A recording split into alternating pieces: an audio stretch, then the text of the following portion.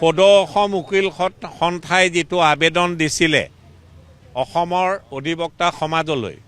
তাত লিপিবদ্ধ আকাৰত এই কথাখিনিকে কোৱা হৈছিলে যে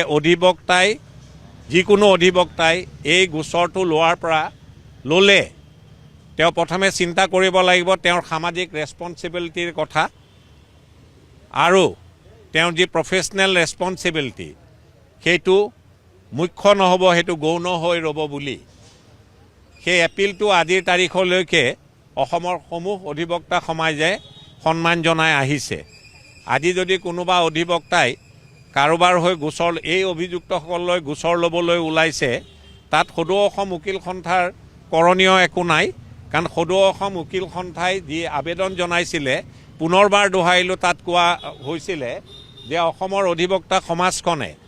ছ'চিয়েল ৰেছপন্সিবিলিটিক তাক ফ্ৰণ্ট ছিট দিব লাগে আৰু তেখেতসবৰ যি প্ৰফেচনেল ৰেছপন্সিবিলিটি তাক বেক ছিট দিব লাগে।